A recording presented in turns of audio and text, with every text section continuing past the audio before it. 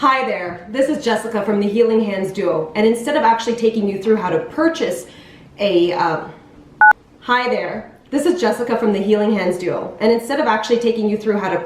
facial scrub. Hi there, this is Jessica from the Healing Hands Duo, and instead of taking you through how to purchase or review a facial scrub that we purchased out of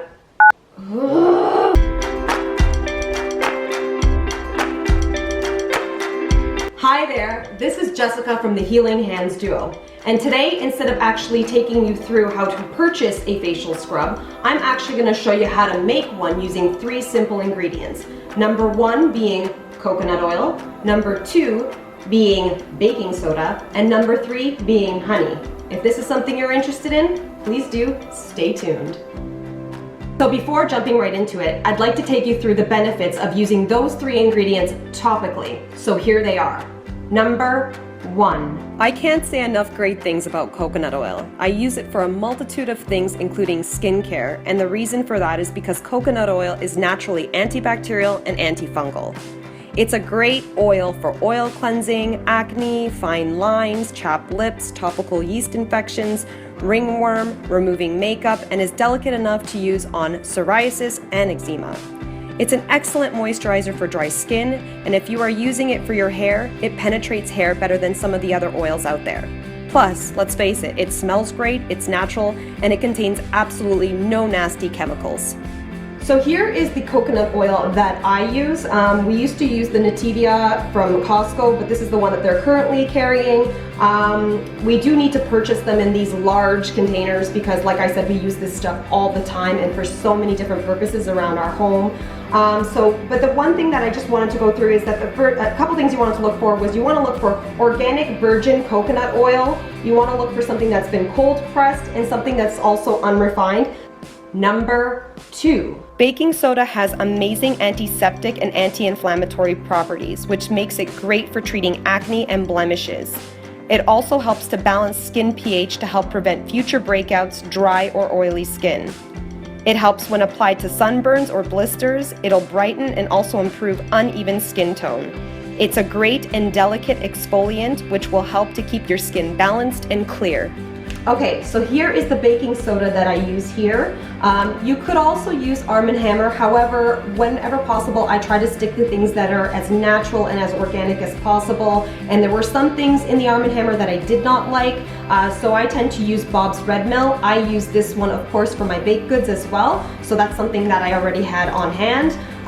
The other thing is you do not want to substitute baking powder for baking soda. Or sorry, the other way around. You do not want to substitute your baking soda with baking powder in this particular facial scrub because, first of all, I don't use baking powder in my kitchen at all because a lot of baking powder is contaminated with aluminum, but in this case, it won't work as effectively as using the baking soda, and they are not the same thing. Number 3, honey. You can use raw, regular, organic-based honey for this scrub, but I chose to use Manuka honey, and here's why. Manuka honey is pretty pricey but also extremely beneficial for internal as well as external use. First of all, it's a monofloral honey which is obtained from the legendary antibacterial and antifungal tea tree.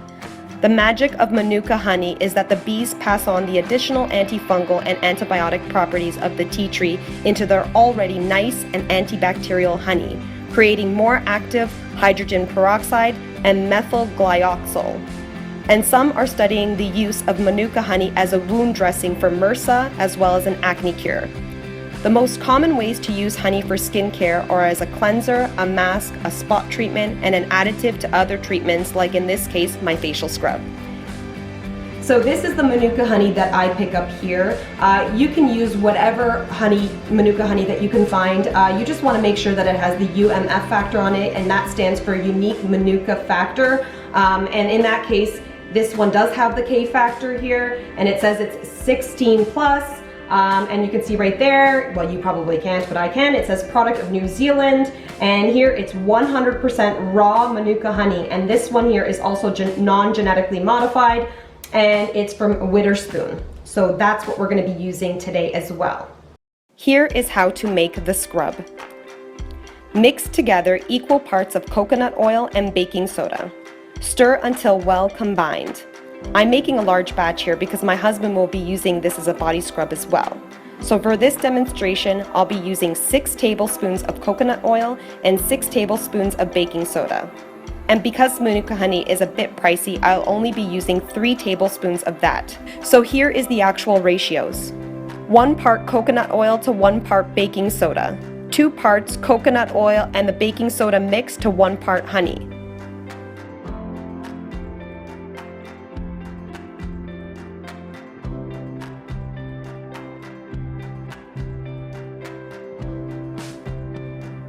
Once that mixture is thoroughly mixed together, you want to put your mixture into an airtight container to be properly stored with your other facial products.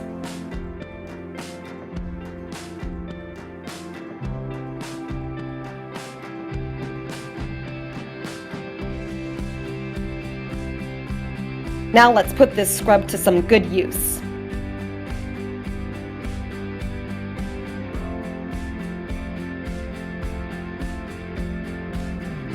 You can just scoop out some of the scrub with your fingers, or if you're worried about contaminating your product with the oil from your fingers, you can also use a little spoon.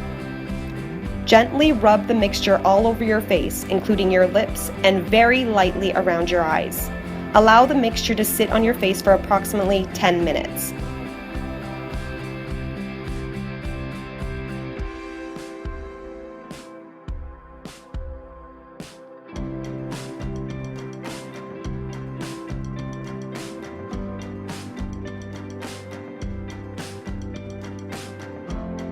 Then wash away with lukewarm water.